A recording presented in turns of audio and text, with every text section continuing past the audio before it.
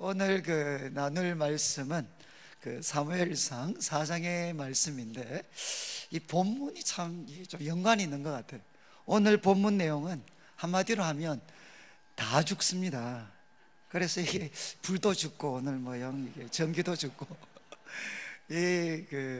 지금 2장 3장에서 하나님의 사람이 엘리 제사장에게, 또 하나님께서도 직접 이제 사무엘에게 엘리 가문이 하나님께 심판받을 거다, 이렇게 말씀을 하셨습니다. 그런데 그 말씀이 이제 성취되는 말씀이 이제 4장입니다. 4장. 그래서 오늘 말씀은 결국 엘리의 두 아들이 한 날에 죽습니다. 그리고 이제 엘리도 죽습니다. 그리고 그 며느리도 죽게 됩니다. 그런데 사실 이 4장부터 시작을 해서 6장까지 내용 중에 가장 중심은 뭔가 하면 엘리 가문이 몰락하는 것과 함께 가장 강조점은 어디에 있는가 하면 이 하나님의 언약궤에 있습니다. 하나님의 언약궤. 그래서 오늘 4장에는 이제 하나님의 언약궤가 빼앗기게 됩니다. 그리고 이제 5장과 6장에는 하나님의 언약궤가 빼앗겼던 하나님의 언약궤가 다시 돌아오는 장면이 이제 5장, 6장에 기록이 되어져 있습니다. 그래서 1절부터 시작을 해서 이제 4절까지 말씀은 뭔가 하면, 이제 1절에는 이스라엘과 블레셋이 이제 전쟁을 하게 됐습니다. 전쟁. 그런데 그때 2절에 보면 누가 이기느냐? 블레셋이 이깁니다. 블레셋. 그래서 이스라엘 백성들이 약 4천 명이 죽게 됩니다. 그러니까 이렇게 큰 패배를 당하고 나니까 이제 3절에 백성들이 진영에 돌아와서 어떻게 하면 좋겠느냐? 이스라엘 장로들에게 자문을 구합니다. 그런데 이제 장로들이 어떤 처방을 내놓는가 하면, 우리가 패배한 이유가 뭔가 하면 이제 여호와의 언약궤를 우리가 가지고 가지 않았기 때문이다. 그래서 지금이라도 여호와의 언약궤를 실로에서 가져와서 전쟁하는 이곳에 가져오면 우리가 이기게 된다, 이렇게 이야기를 해줬습니다. 그러니까 이제 4절 말씀에 그 장로들의 조언을 따라서 이제 사람들을 실로에 보내게 되고, 그리고 이제 4절 말씀에 보면 그룹 사이에 계신, 이거는 지성소입니다. 지성소에 있는 만군의 여호와의 언약궤를 가지고 옵니다. 그런데 아주 재밌는 것은 4절을 잘 보시면 여호와의 언약궤를 가져왔습니다. 전쟁하는 곳에 가지고 왔습니다. 그런데 그 하나님의 언약궤 옆에 누가 있느냐? 엘리의 두 아들 홈니와 비느하스. 왜냐하면 이 사람들은 제사장이었습니다. 그래서 엘리의 두 아들 홈니와 비느하스는 하나님의 언약궤와 함께 거기에 있었습니다. 그러니까 이제 이스라엘 백성은 첫 번째 패배했고 4천 명이 죽었고, 이 상황을 바꾸기 위해서 하나님의 언약궤를 가지고 왔고, 거기에 엘리의 두 아들 홈니와 비느하스가 같이 있었습니다. 그래서 이제 5절부터는 하나님의 언약궤가 들어왔을 때 블레셋 사람들이 보인 반응입니다.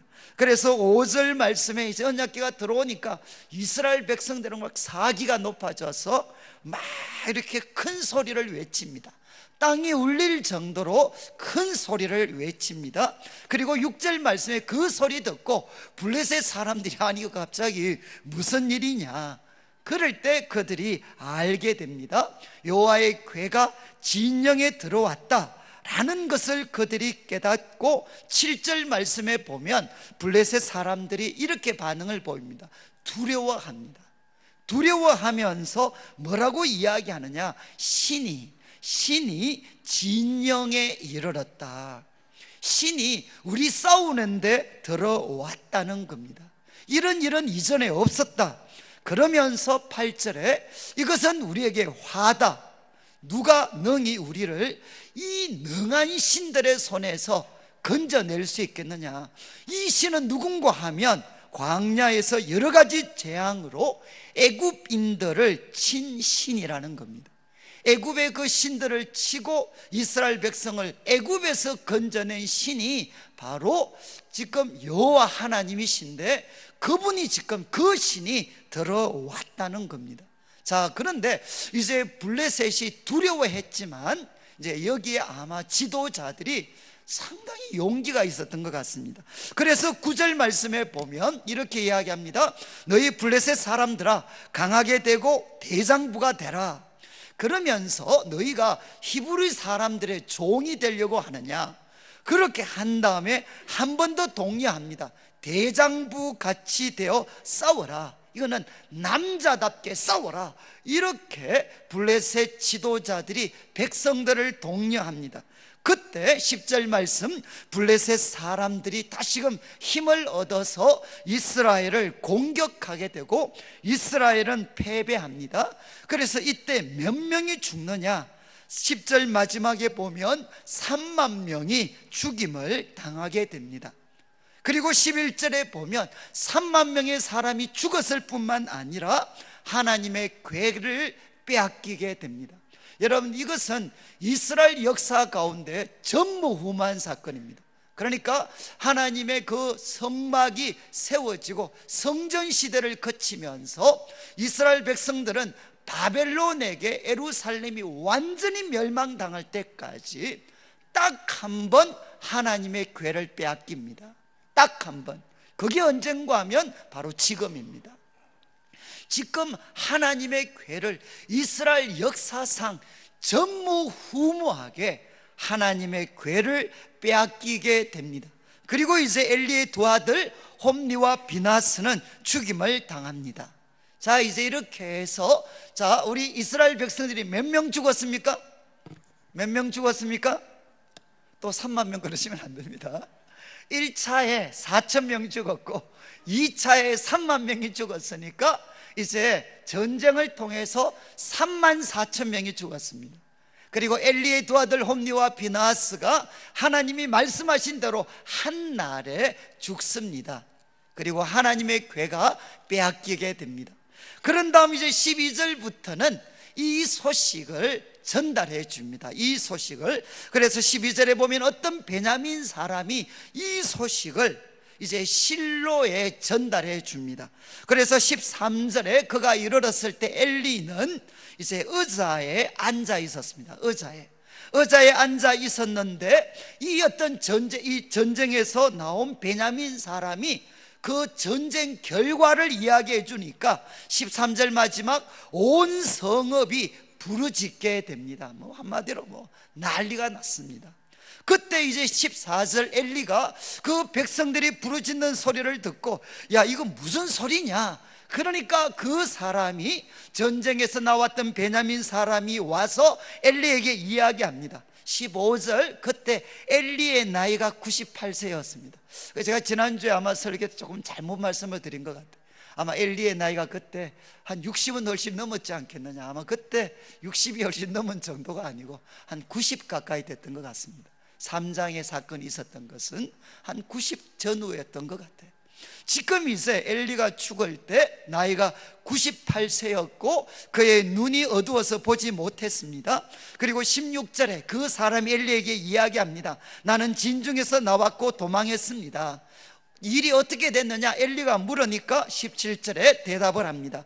이스라엘이 블레셋 앞에 도망했고 많은 사람이 죽었고 당신의 두 아들 홈리와 비나스도 죽임을 당했고 하나님의 궤가 빼앗겼습니다. 그러니까 18절에 하나님의 궤를 말할 때 엘리가 너무 충격을 받아서 자기 의자에서 뒤로 넘어져 버렸습니다. 정말 너무 충격받아서 뒤로 넘어져서 문 곁에서 목이 부러져서 죽게 됩니다. 이유는 나이가 많았고 비대했기 때문에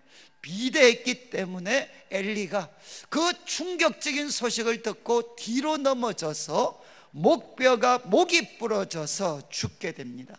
나이는 98세였고 이스라엘 사사가 된 지 40년이었습니다.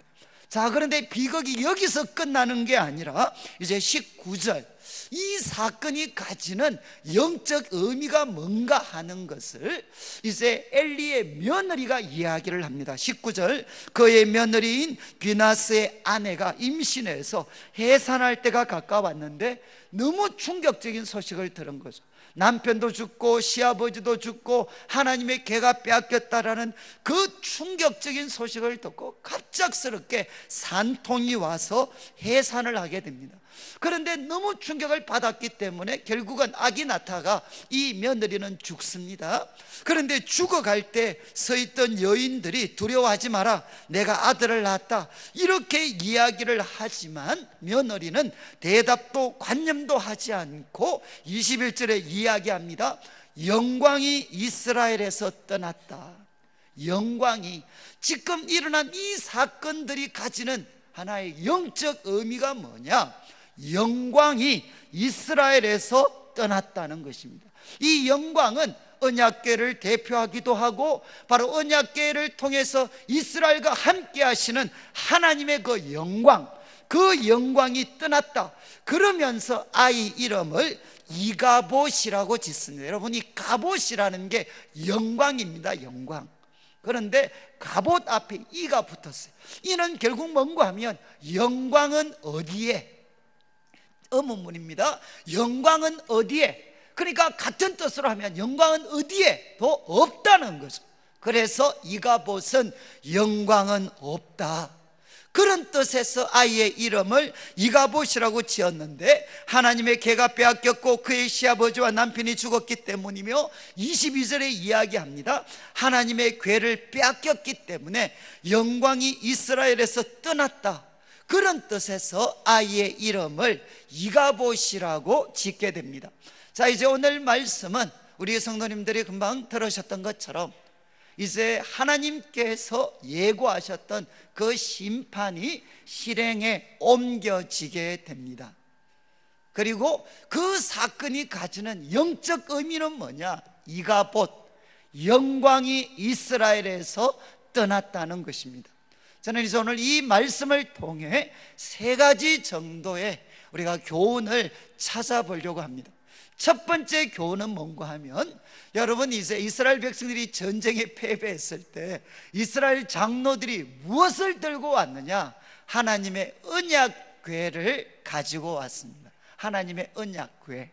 그래서 여호수아 같은 사람은 요단강을 건널 때도 어떻게 했죠? 여호와의 언약궤를 앞세우고 갔을 때 요단강이 그 앞에 무너졌습니다. 수많은 대적들이 하나님의 언약궤를 앞세우고 나아갈 때는 그 대적들 가운데 하나님이 역사하셔서 하나님은 이스라엘 백성들에게 승리를 주셨습니다. 그런데 왜 하나님의 언약궤를 가져왔지만 하나님께서는 그들에게 구원의 은혜를 베푸시지 않고 블레셋에게 패배를 당하는 이런 일들이 일어났느냐는 거죠. 그것은 이미 제가 말씀을 드렸습니다. 하나님의 그 언약궤가 왔지만 그 옆에 누가 있었느냐? 홈리와 비느하스.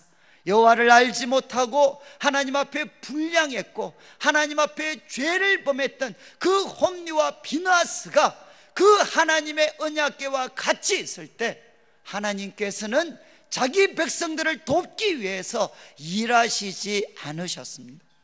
그런데 이제 이 사건이 가지는 좀 심각성은 이제 제가 에레미야서 7장을 오늘 한번 찾아보려고 합니다.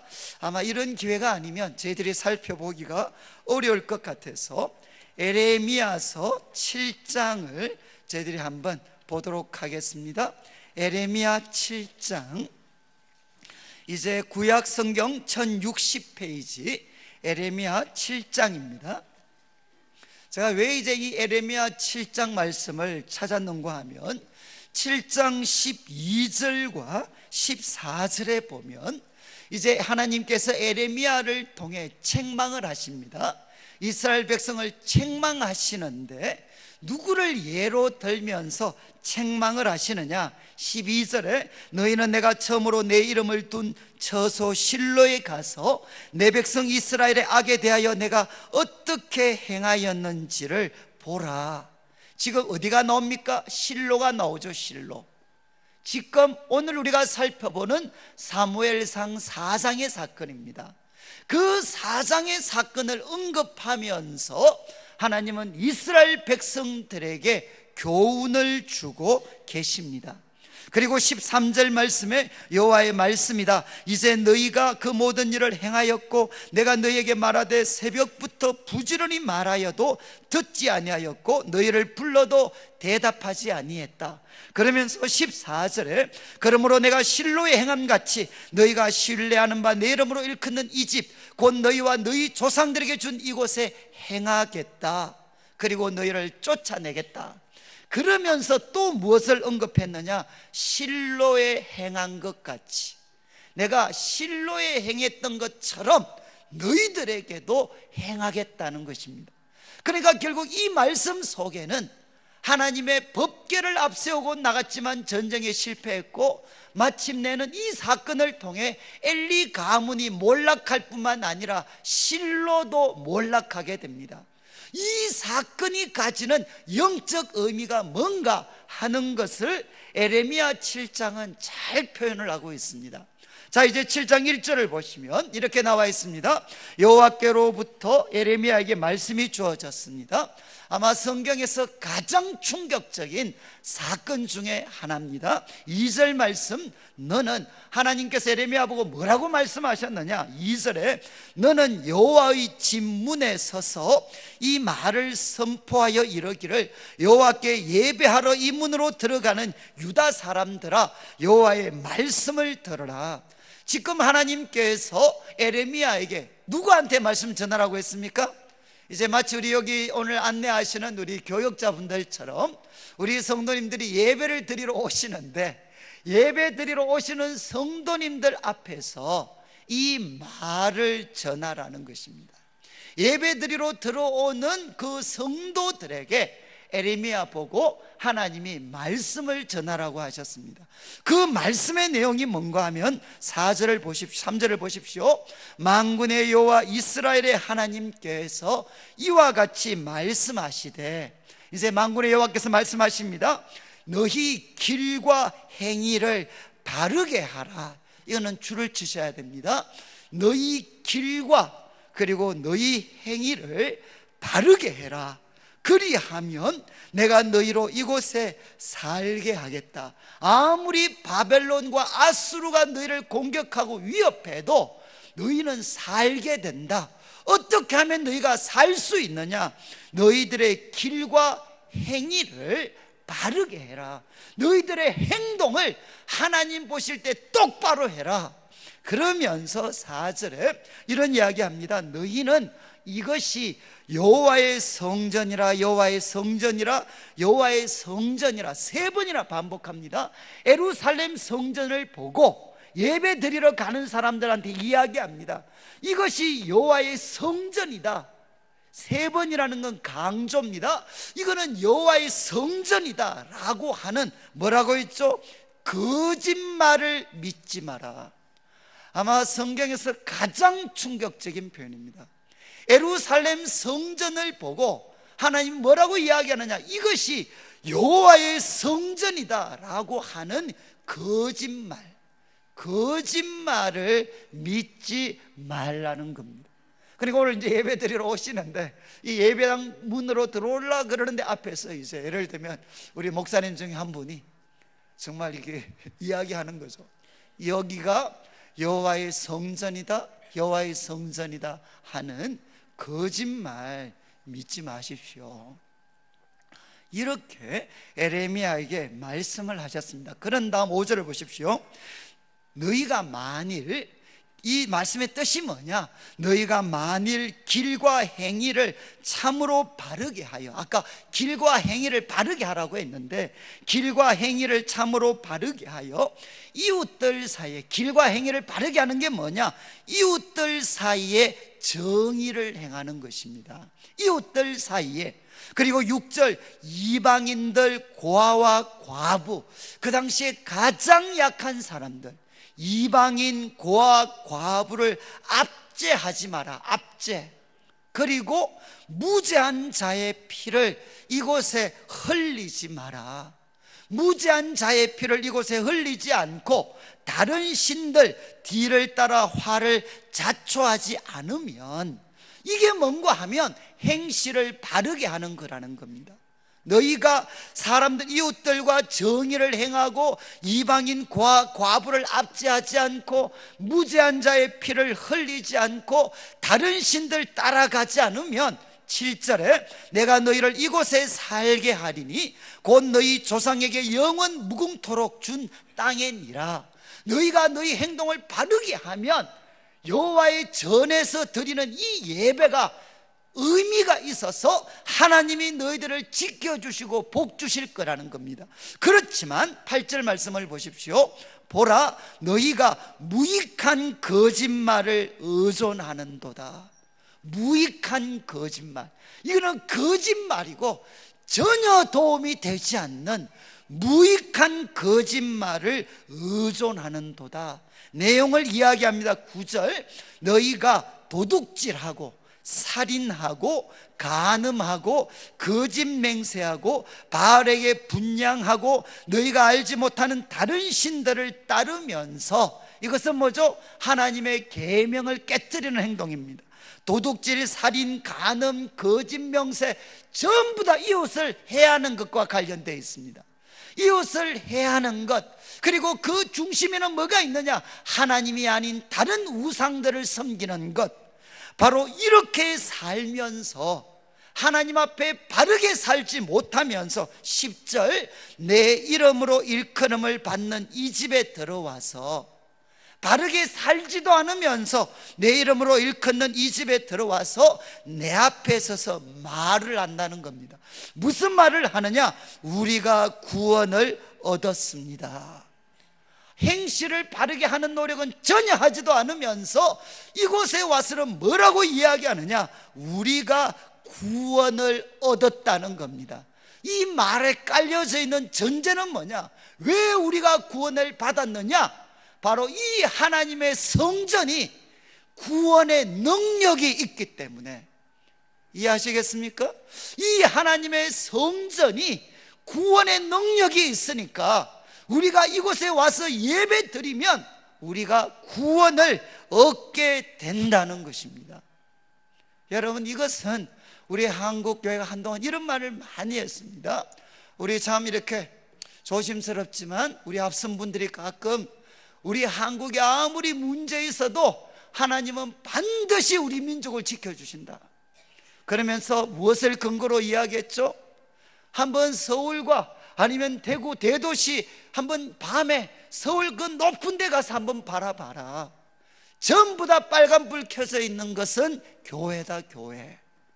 정말 비행기나 위에서 보면 높은 건물은 다 교회다. 교회가 이렇게 많이 있는데 어떻게 하나님이 우리나라를 잘못되게 하실 수 있겠느냐, 이런 이야기들을 많이 했습니다. 사랑하는 성도님들, 지금 이야기하죠. 그것은 무익한 거짓말입니다. 지금 성경은 분명하게 이야기합니다. 너희가 행실은 똑바로 하지 않으면서 지금 이곳에 와서 우리가 구원을 얻었습니다 말하는 근거가 뭐죠? 여기에 여호와의 성전이니까 내가 무슨 행동을 하든 상관없습니다. 내가 성전에 들어오기만 하면 난 구원 얻습니다. 그러면서 10절 마지막을 보십시오. 이렇게 말하는 이유는 뭐냐? 이는 이 모든 가증한 일을 행하려 함이로다. 이렇게 말하는 이유가 뭡니까? 행동은 하나님 앞에 바르게 살려고 하지 않고 정말 이곳에 오기만 하면 구원 얻었습니다 라고 이야기하는 것은 그 가증한 행동들 계속 행하기 위해서 하는 그런 짓이라는 겁니다. 그러면서 11절, 이것은 예수님께서 신약시대 성전을 청결하실 때 사용했던 말씀입니다. 이제 하나님께서 예레미야를 통해 말씀하십니다. 내 이름으로 일컬음을 받는 이 집, 정말 거기에는 성전, 솔로몬이 성전 금으로 지었습니다. 그리고 거기에는 하나님의 언약궤가 지성소에 있습니다. 이 땅 가운데 세워졌던 건물 중에 가장 값비싸고 가장 거룩했던 건물, 내 이름으로 일컫는 이 집이 너희 눈에는 도둑의 소굴로 보이느냐? 이것은 과거 번역은 도둑의 굴혈로 보이느냐? 정말 도둑들이 같이 모여서 자기를 피신하고 모여서 교제하는 도둑의 소굴로 보이느냐? 보라, 나 곧 내가 그것을 보았노라. 여호와의 말씀이니라. 그러면서 이런 말씀을 주시면서 근거가 뭐냐? 실로에서 행한 일을 보라는 것입니다. 여러분, 지금 하나님의 언약궤를 앞세우고 이스라엘 백성들이 나갔지만 패배한 이유가 무엇입니까? 하나님의 언약궤는 저절로 우리를 구원하는 능력이 없습니다. 언제 이 하나님의 언약궤는 하나님의 구원하시는 능력으로 우리가 나타날 수 있느냐?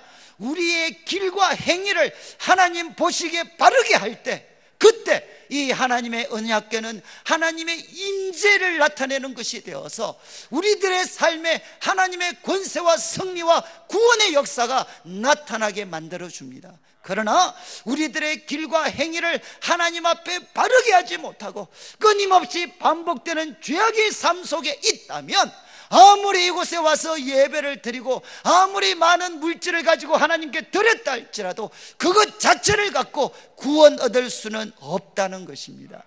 그래서 이 말씀을 통해 우리가 다시 한번 확인할 수 있는 것은 뭐냐?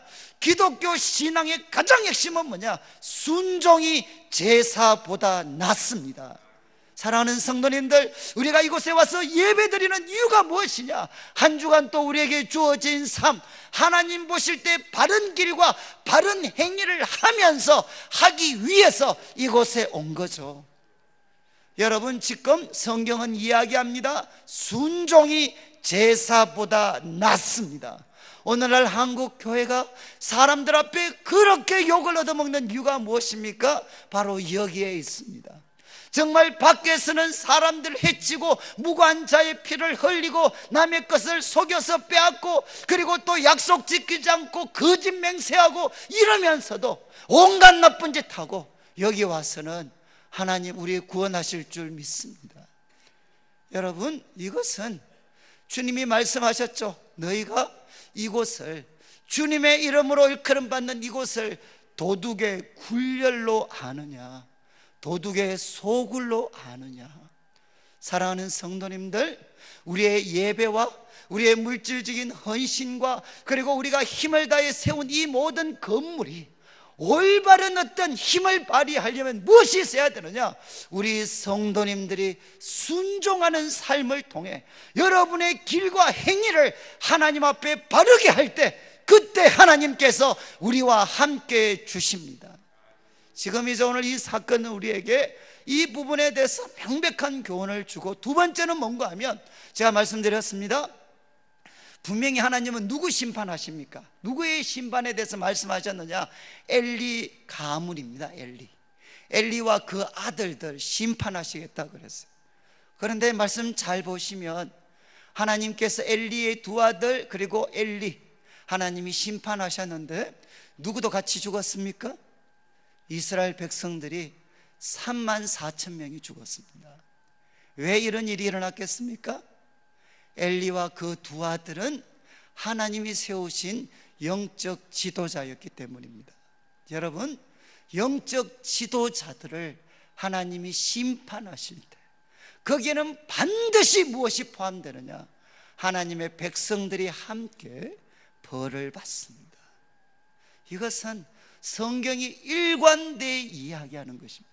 하나님은 엘리와 그 두 아들을 심판하실 때 누구도 같이 고통을 당하게 하셨느냐?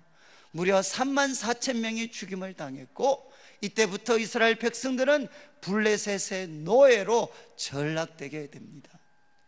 여러분, 지도자들, 이 지도자들의 책임이 이만큼 무섭다는 것입니다. 오늘날 우리 한국교회 아시죠? 가나안 성도들이 너무 많아지고 있습니다. 가나안 성도 아시나요? 가나안을 뒤집으면 뭐죠? 가나안 한번 뒤집어 보시죠. 가나안을 뒤집으면 뭐가 됩니까? 안 나가. 예수님은 믿고 하나님은 믿는데 교회는 안 나가. 이게 가나안 성도들입니다. 오늘날 가나안 성도들이 너무너무 많아지고 있어요. 정말 하나님을 신실하게 섬겼던 성도들 중에 더 이상 교회에 나오는 것을 거부하는 소위 영적인 유목민들이 너무너무 많아졌어요. 여러분, 그 책임이 누구한테 있습니까? 대부분의 경우에 영적 지도자들에게 있습니다. 저와 같은 목사님들, 또 때로는 우리 장로님들, 영적 지도자들이 여기에 다 책임이 있습니다. 여러분, 우리 성도님들이 기억하셔야 되는 것은 정말 속은 상하지만 성경을 보면, 그리고 오늘의 현실을 봐도 명확합니다. 영적 지도자들과 우리 성도님들은 한 몸입니다. 그래서 그들이 잘못되면 누가 같이 고통을 당하느냐? 성도님들이 함께 고통을 당합니다. 그래서 우리 성도님들이 저희들과 같은 영적 지도자들을 위해서 기도하고 깨워서 그들을 붙잡아 주셔야 되는 이유가 바로 여기에 있습니다. 바로 영적 지도자들이 하나님 앞에 바로 서면 그 복을 모든 성도들이 누립니다. 그러나 영적 지도자들이 무너지면 그 고통을 하나님의 백성들이 다 함께 나누게 됩니다. 저는 우리 성도님들 그런 뜻에서 우리 교회 지도자들을 위해서 깨어있는 마음으로 기도하고 그들을 도와주셔야 돼요. 그리고 마지막으로 한 가지만 더 말씀드리면, 여러분, 지금 이제 며느리가 죽으면서 뭐라고 했습니까? 이가봇이라고 했어요. 이가봇. 여호와의 하나님의 영광, 영광이 이스라엘에서 떠났다. 이가봇. 제가 오늘 뭐 시간이 없어서 다 말씀드릴 수는 없는데, 저는 이 장면을 보면 생각나는 성경이 뭔가 하면 에스겔입니다. 에스겔. 아마 구약 성경 중에 제가 다른 거는 제가 강해를 하라 그러면 제가 강의를 할 수 있을 것 같은데, 아직도 저는 에스겔서는 자신이 없어요. 에스겔서는 정말 어려운 성경입니다. 그런데 에스겔서의 주제는 명확합니다. 에스겔서의 주제는 1장부터 시작을 해서 11장까지는 뭐냐? 한마디로 하면 하나님께서 에스겔을 선지자로 부르십니다. 그리고 무엇을 보여주시느냐? 하나님의 천군 천사를 대표할 수 있는 내 생물과 바퀴를 보여주십니다. 그런 다음 하나님께서 역사를 주관하시는 분이시다라는 거 제시해 주면서 이 에스겔을 어디로 데리고 가느냐? 예루살렘으로 영적으로 데리고 갑니다. 그 갈대아의 포로로 끌려가 있던 에스겔을 영적으로 예루살렘에 데리고 갑니다. 그 데리고 가니까 성전에서 지도자들이 뭐 하느냐? 하나님께 등을 돌리고 우상을 섬기고 있었습니다. 그래서 10장 11장 우리 좀 있으면 뭐 자막이 나오지만 내용은 똑같아. 결국 이 내용은 뭔가 하면 하나님의 영광이 성전과 예루살렘에서 떠나게 됩니다. 이것이 에스겔서 전반부의 핵심적인 내용입니다. 하나님의 그 영광이 성전에서 그리고 또 예루살렘 성에서 떠나게 됩니다. 하나님의 영광이 떠나자 정말 하나님의 그 심판이 그들 가운데 부어집니다. 그래서 이스라엘 백성은 결국 바벨론에게 멸망을 합니다. 바벨론에게 함락되었다라는 소식과 함께 이제 또 에스겔서의 후반부가 펼쳐져요. 하나님께서 이 멸망한 백성들을 다시금 회복시키실 것이다. 그래서 이사야 36장에 보면 주님께서 자신의 이름을 위해서 이 백성들 깨끗이 물로 씻어줄 거다. 그리고 그들에게 새 영과 새 마음을 부어주실 거다. 이렇게 하나님이 약속을 하십니다. 그런 다음 37장에 마른 뼈, 그 마른 뼈가 살아나는 환상을 보여주십니다. 그런 다음 이제 39장 그 넘어서부터는 하나님께서 무엇을 보여주시느냐? 멸망당한, 황폐하게 된 예루살렘 성전이 다시금 세워질 거다, 하나님께서 보여주시는데, 우리 자막에 이제 에스겔서 43장 1절부터 5절까지 말씀이 나옵니다. 에스겔서 43장 1절부터 5절까지인데 제가 그냥 한번 읽어드리겠습니다. 43장 2절을 보면 이스라엘 하나님의 영광이 동쪽에서부터 옵니다. 그리고 하나님의 그 영광이 다시금 어디로 들어오게 되느냐? 성전으로 들어오게 됩니다. 우리 4절 5절 제가 읽겠습니다. 여호와의 영광이 동문을 통하여 성전으로 들어가고 영이 나를 들어 데리고 안뜰에 들어가기로 내가 보니 여호와의 영광이 성전에 가득하더라. 여러분, 10장과 11장에는 에스겔이 보았던 가장 충격적인 장면입니다. 여호와의 영광이 성전에서 떠납니다. 예루살렘에서 떠납니다. 그래서 예루살렘은 멸망당합니다.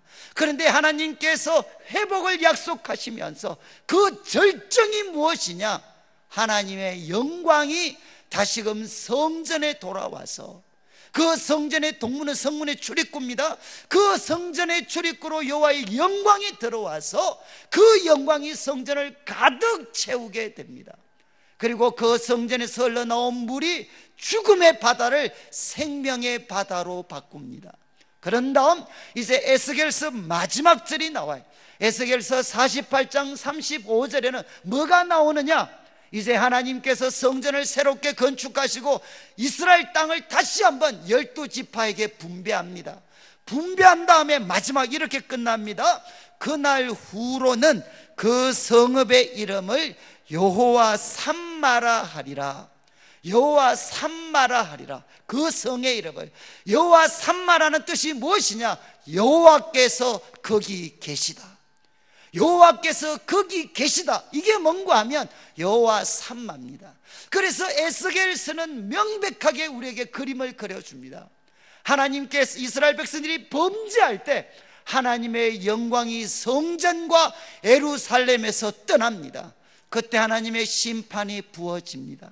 그러나 하나님께서 구원의 날을 약속하셔서 그들의 죄와 허물을 깨끗이 물로 씻기시고 하나님의 영을 부어주셔서 하나님의 백성을 새롭게 회복하는 날이 올 것입니다.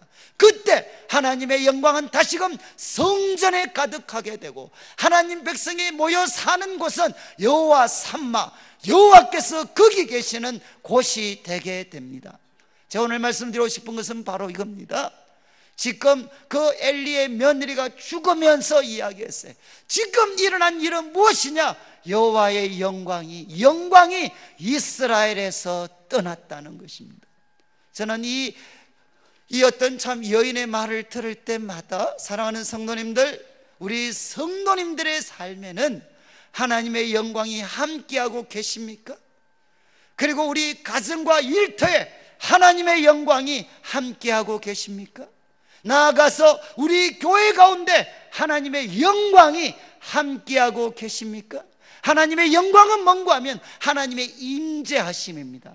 하나님의 임재하심, 하나님의 역사하심이 나와 우리 가정과 교회 가운데 과연 함께하고 계시나요?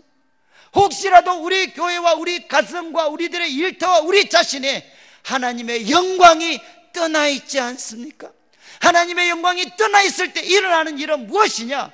가장 대표적인 일은 우리가 잘못해도 아무 일이 일어나지 않아요. 이해하시겠습니까? 우리가 하나님 앞에 분명히 잘못 살아가는데도 아무런 일도 일어나지 않습니다. 그것은 무슨 증거냐? 하나님의 영광이 떠났다는 것입니다. 하나님께서 우리와 함께 계신다면 반드시 일어나는 일이 무엇이냐? 하나님을 기쁘시게 하는 삶을 살면 하나님은 우리와 함께 하시고 역사하십니다. 그러나 하나님 앞에 우리가 잘못하면 하나님은 우리를 채찍질하시고 징계하셔서 반드시 회복시켜 주십니다. 여러분, 저는 우리 교회와 우리 성도님들의 개인의 삶과 그리고 우리 한국교회 소망이 다시금 무엇이 되어야 되느냐, 간절한 간구의 제목이 뭐가 되어야 되느냐, 여호와의 영광이 다시금 우리 가운데 임하시는 겁니다. 여호와의 영광이 우리에게 돌아오셔야 돼. 우리를 떠나 있는 것이 아니라 여호와의 영광이 다시금 돌아와서 우리를 충만하게 채우셔야 됩니다. 그런데 여호와의 영광이 다시금 우리에게 충만하게 채워지려면 반드시 일어나야 되는 일이 무엇이냐, 우리의 허물과 죄를 예수님의 보혈로 덮으셔야 됩니다. 예수님의 보혈이 우리들의 허물과 죄를 씻어주시고 그것을 덮어주실 때만 성령님이 그곳에 임하시고 하나님의 영이 우리 가운데, 하나님의 영광이 우리 가운데 임하실 수가 있습니다. 저는 오늘 말씀을 마무리하면서 오늘 말씀을 통해 엘리 가문의 몰락, 심판에 대해서 함께 살펴봤습니다. 여러분, 하나님의 심판은 반드시 이루어집니다. 하나님의 심판은 의롭습니다. 그래서 우리가 어떻게 살아야 되느냐, 여러분, 하나님 앞에 우리들의 길과 행위를 바르게 해야만 우리의 모든 영적인 수고와 노력이 참된 열매를 가질 수가 있습니다. 저는 우리 성도님들 한 분 한 분이 오늘 주님 앞에 말씀 듣고 예배 드리면서 다시 한번 우리 성도님들의 길과 행위를 바르게 할 수 있는 은혜가 있기를 원합니다. 그리고 나아가서 성도님들, 지도자들을 위해서 기도하셔야 됩니다. 지도자들이 아무리 부족하고 연약해도 지도자들의 운명과 우리 성도님들의 운명은 묶여져 있습니다. 그분들이 잘못되면 하나님의 백성들은 함께 고통당합니다. 그래서 우리 성도님들 개인의 영적인 유익과 풍성한 삶을 위해서라도 하나님, 우리 지도자들을 붙잡아 주십시오. 우리 지도자들이 하나님 앞에 바로 서게 하여 주십시오. 그리고 나아가서 하나님, 우리들의 허물과 죄를 하나님께서 용서해 주시고 우리의 모든 부족함을 주님의 보혈로 씻어 주시옵소서. 어디에 여호와의 영광이 다시 오실 수 있느냐, 주님의 보혈이 흐르는 곳에만 여호와의 영광은 다시 찾아올 수가 있습니다. 저는 우리 성도님들 개인의 삶뿐만 아니라 우리 성도님들의 가정과 일터와 우리 교회와 이 민족 가운데 다시 한번 예수 그리스도의 보혈이 넘치게 흘러서 우리의 모든 허물과 죄 용서함을 받고 다시금 우리 성도님들의 삶 가운데, 교회와 이 땅 가운데 여호와의 영광이 충만하게 거하는 새로운 날이 주어지기를 주님의 이름으로 축복합니다.